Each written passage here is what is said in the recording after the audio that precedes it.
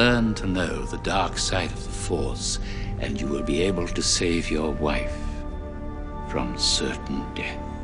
Good. Let the hate flow through you. That is a topic I'm always having quite a lot of fun with, because indeed we might call some things dark NLP, some methods or some principles or some way of using the techniques, but the thing I have seen over the years in people who want to learn the shady dark techniques, some people just want to learn about that to defend themselves against any potential misuse of those techniques, in which case I understand, that's pretty legit. But sometimes I see people who want to study the dark side because they think those dark NLP techniques are somehow more powerful. There is some hidden secret that if you use it, everybody could be changed or manipulated right away. There could be nothing further from the truth from my experience. What makes you an incredibly influential person, what makes you extremely clever, smart and efficient with NLP techniques or any other, is just how many experiences you've had using them and for how long have you been using them.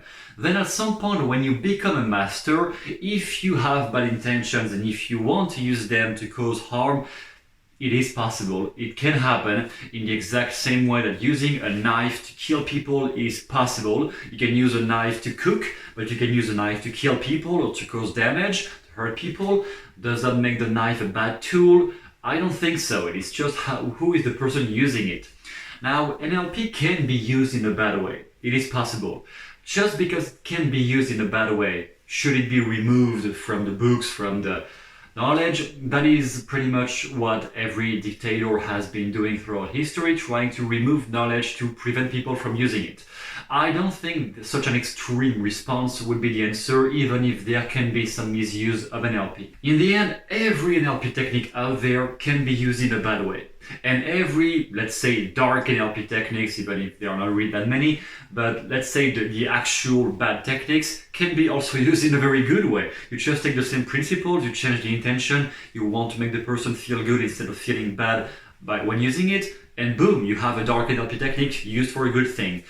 In the end, even if you were using that, let's say one of the classical things is the door pattern, where you make people, imagine yourself leaving the door and never coming back and just making them feel pain. Okay, let's say that shady dark technique. Let's say you use that. Even if you were using that, let's say you have bad intentions, you want to make the person feel bad, you are an evil person, and I don't even judge. You are evil, you want to do whatever you want with your life. Even using such dark techniques, if you don't have years and years of experience in basic pacing and leading, in basic building rapport, in basic calibration skills to notice the clues of the person, what they are giving off, what their mind is giving off on their facial expression, all those small things that seem like useless and not really important, they are the foundation of NLP. And it doesn't matter you want to use it for good or bad, if you don't have those foundations, it's never going to work anyway.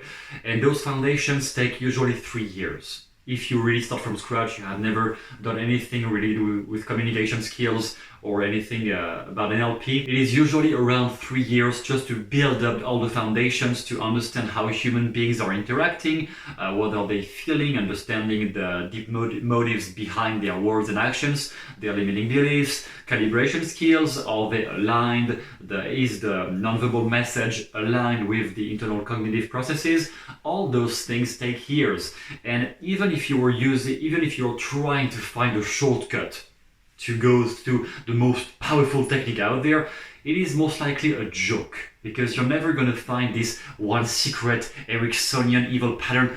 There's no such thing. It's just when you have a lot of experience, you can eventually use those things to cause harm, which I highly discourage, because whatever the reason is for you causing harm on somebody else, it is going to backfire in your head in a really bad way. So even if that may seem boring and less alluring and there is a secret, I would just advise to work on the basic foundations. Rapport skills, calibration skills, understanding the meta model, figuring out when somebody says something, how many hidden beliefs are there behind their sentence or their motivation, or when they want to do bad things, just question them. Why do you want to do that? Is there not a faster way or a healthier way? What is the purpose of that negative thing? And there is actually a great quote I read recently, not sure where. It was something like, hurt people are the ones who hurt.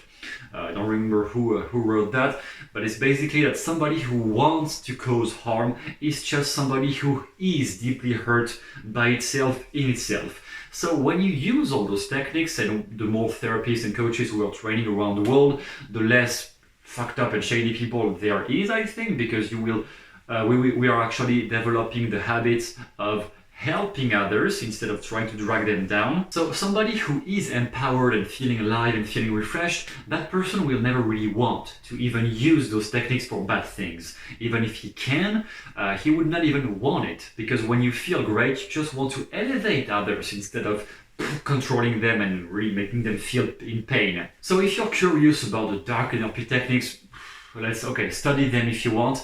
But even that, it's not going to change the level of skills you have right now. So just work on your skills. If you want to take inspiration from the dark techniques, why not? If you want to study that just to defend yourself, then okay, I think it is legit in that case, fine.